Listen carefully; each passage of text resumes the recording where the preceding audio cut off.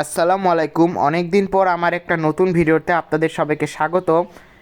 তো আজকে আমি আপনাদেরকে দেখাবো আমার ছাদ বাগানটি। প্রথমেই শুরু করি আমার ছাদ বাগানের সিম গাছ দিয়ে। দেখতেই পাচ্ছেন সিম গাছগুলোর ফলন কেমন হয়েছে। সিম মাশাআল্লাহ ভালোই হয়েছে। দেখতেই পাচ্ছেন কত সিম ধরেছে।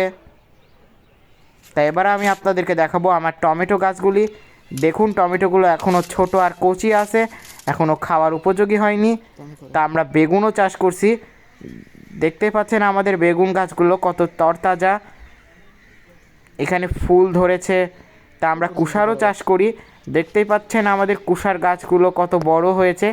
ইনশাল্লাহ কয়েক মাসের মধ্যে আমার খাওয়ার উপযোগী হবে। তা আমরা এবার আমাদের আরও বেগুন গাছ দেখাবো। এখানে বেগুন ধরেছে ভালোই, দেখতেই পাচ্ছেন বেগুনের ফলন কত ভালো। এখানে আপনারা দেখতে পাচ্ছেন পুদিনা। এই পুদিনাগুলো মূলত আমরা আমাদের পাখিদের ঔষধ হিসাবে ব্যবহার করি, পাশাপাশি নিজেরাও খাওয়ার কাজে ব্যবহার করি, যেমন চা খাওয়া, সালাদ তৈরি ইত্যাদি।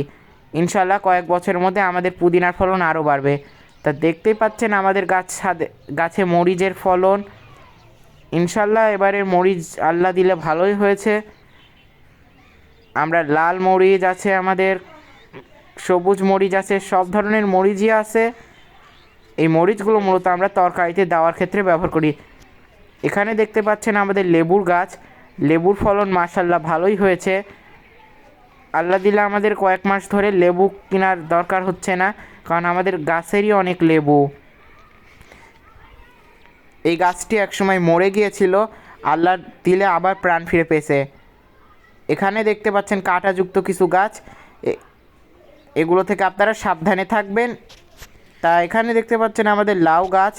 দেখতে পাচ্ছেন লাউ এখনও ছোট ছোট, অনেকগুলো লাউই এখন পর্যন্ত কাঠবিড়ালি খেয়ে ফেলেছে, ফলে অনেক লাউ আমাদের খাওয়া হয়নি। তাই এবার চলে আসলাম আমাদের ট্যাঙ্কির ছাদে। এখানে দেখতে পাচ্ছেন ড্রাগনের ফলন খুব ভালোই হয়েছে।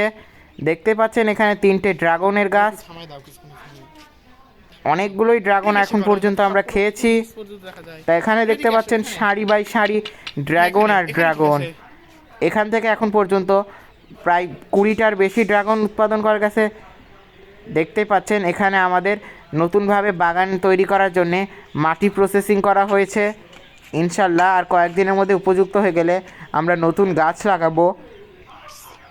তা এখানে দেখতে পাচ্ছেন কিছু পুদিনার চারা আর কিছু ঘাস আছে। এই ঘাসগুলো যদিও আমাদের কাজে না নেই, তবুও আমরা এগুলো মুরগি, গিনিপিগ ও পাখিদের খাওয়ানোর ক্ষেত্রে ইউজ করে থাকি। আর এখানে দেখতে পাচ্ছেন পেঁয়াজের চারা ধরেছে, মাশাআল্লাহ পেঁয়াজ ভালোই ফলবে।